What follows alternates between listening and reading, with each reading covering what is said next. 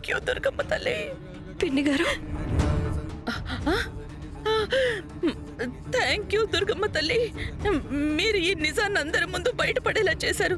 నేను అసలు ఎప్పుడు కళ్ళు కూడా అనుకోలేదు ఇలాంటి ఒక రికార్డింగ్ ఉంటుందని, అది నీకు సరిగ్గా టైంకి దొరుకుతుంది అని.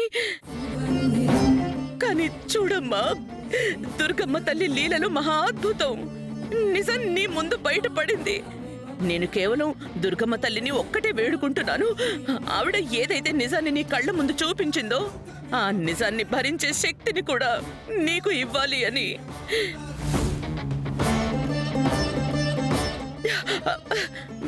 మీరు నర్మద గురించి విన్నారా? రేఖ వాళ్ళ నాన్నగారు జైల్లో ఆత్మహత్య చేసుకోలేదు. మిసెస్ నర్మదే ఆయన్ని చంపించేసిందంట.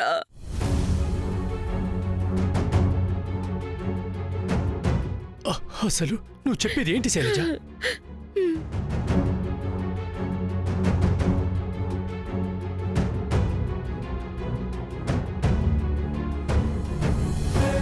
అమ్మ రేఖ, మేం కూడా నేరస్తులమే.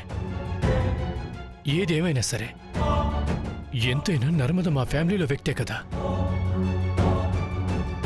లేదు బాబాయ్ గారు,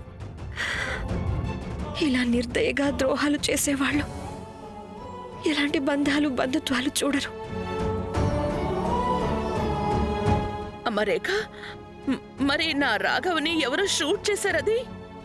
ఇప్పుడు ఎలా అనిపిస్తుందంటే అది కూడా మిసెస్ నర్మద చేయించుంటారని. ఏంటి? అవును పిన్ని గారు, ఆవిడ కాకపోతే ఇంకెవరు చంపాలనుకుంటారో. మిసెస్ నర్మదకి తెలిసిపోయి ఉంటుంది నా దగ్గర ఆవిడకి విరుద్ధంగా రికార్డింగ్ ఉందని. ఆవిడ నన్ను చంపడానికి ప్రయత్నించారు. అవును పిన్ని గారు, ఆ బుల్లెట్ నన్ను చంపడానికి వచ్చింది. రాఘవ్ నన్ను కాపాడడానికి ఆయన అడ్డుగా వచ్చేశారు. కానీ రేఖ, నర్మదకి ఎలా తెలుసుంటుంది నీ దగ్గర ఆ రికార్డింగ్ ఉంది అని?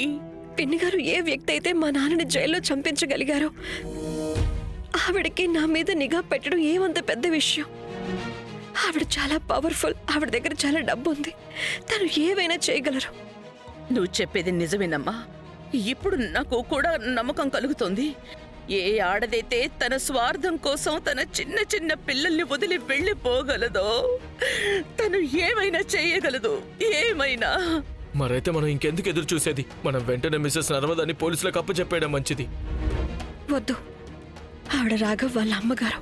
పైగా రాఘవ్ స్పృహలోకి వచ్చేంత వరకు, ఆయనకి మొత్తం నిజం తెలిసేంత వరకు మనం ఏమీ చేయకూడదు. ఆయనకి తెలియడం చాలా ముఖ్యం. చాలా ముఖ్యం. రేఖ చెప్పేది అక్షరాల నిజమే. అలాగే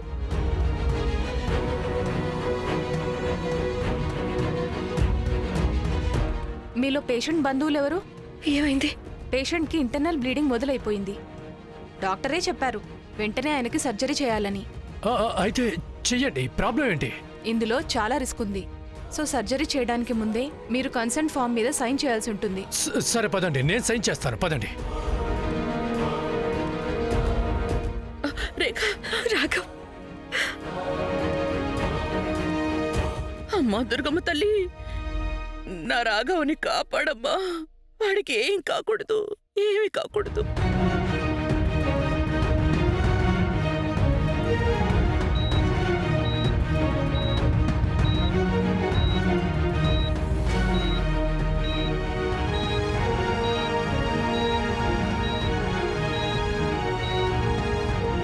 మా అన్నయ్యని మీరు ఏం చేశారు రేఖ వదిన?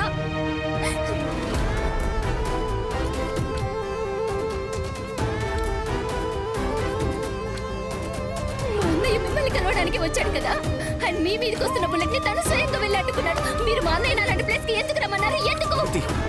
ఇది ఎవరినైనా తప్పు పట్టే టైం కాదు. ఇదే టైం అడగడానికి అని చెప్పడానికి కూడా ఈవిడ తన వైఫ్ కాదు. మా అన్నయ్య జీవితానికి పట్టిన అతి పెద్ద గ్రహణం. ఈవిడ మా అన్నయ్య లైఫ్ లోకి వచ్చిన దగ్గర నుంచి మా అన్నయ్యకి కేవలం చెడు మాత్రమే జరుగుతుంది. పైగా మా అన్నయ్య లైఫ్ లోకి ఈవిడే సమస్యల్ని తీసుకొస్తారు అండ్ ఈవిడే కరెక్ట్ చేస్తారు కూడా. పైగా ఈవిడ కంటే పెద్ద బాస్ ఇంకెవరు లేరు అన్నట్టుగా గొప్పదంటే బిహేవ్ చేసేస్తారు. మీ అందరికీ కనిపించట్లేదు కానీ ఇదే ఈవిడ ప్యాటర్న్. మా అన్నయ్య అటెన్షన్ పొందడానికి, తనకి దగ్గర అవ్వడానికి ఆయనకు ఎలా బిహేవ్ చేస్తారంటే ఈవిడే తనని కాపాడి మాట్లాడిన ఇక చాలా ఆపు ఉన్నతి. రేఖ రేఖ అమ్మ ఉన్నతి, నువ్వు చాలా టెన్షన్ పడుతున్నావు. చూడమ్మా, ఇంత స్ట్రెస్ బేబీ హెల్త్కి అంత మంచిది కాదు. నువ్వు ఒక పని చేయమ్మా, నువ్వు ఇంటికి వెళ్ళు, కొంచెం రెస్ట్ తీసుకో.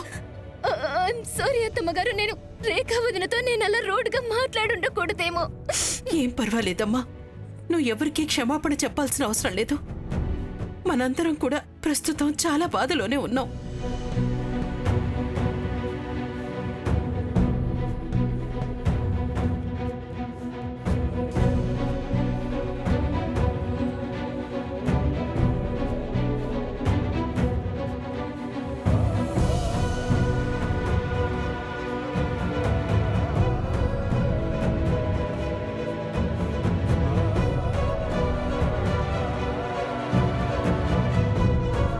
ఓం త్రయంబకం యజామహే సుగంధిం పుష్టివర్ధనం ఉర్వారుకమివ బంధనాత్.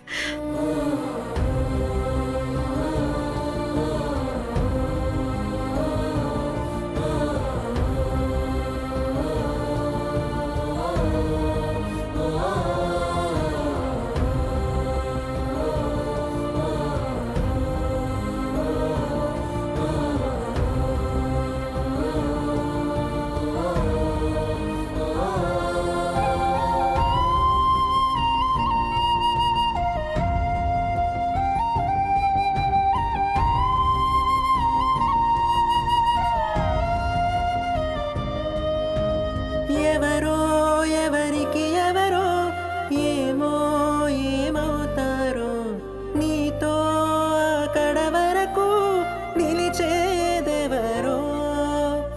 ఎవరో ఎవరికి ఎవరో ఏమో ఏమవుతారో, నీతో అక్కడ వరకు నిలిచేదెవరో. మ్యామ్, ఆపరేషన్ సక్సెస్ అయింది.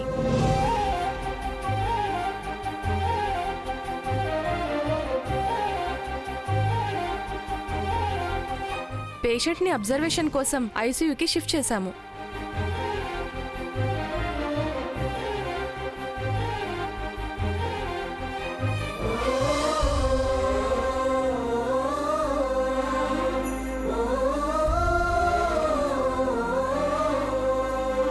దుర్గమ్మ తల్లి, మీ రక్షాధారమే ఇప్పుడు నా సౌభాగ్య చిహ్నం. ఇక దీన్ని రక్షించటం నీ బాధ్యతే అమ్మా. ఉన్నతి, నువ్వు ఇలా ఇంతసేపు నిలబడి ఉండటం మంచిది కాదు. బేబీ హెల్త్కి ఎఫెక్ట్ అవ్వచ్చు. అవును ఉన్నతి, పద వెళ్ళి ఎక్కడైనా కూర్చుందాం. నేను నీకోసం ఆరెంజ్ జ్యూస్ తీసుకొస్తానుండు. అవునున్నతి, నువ్వు వెళ్ళు.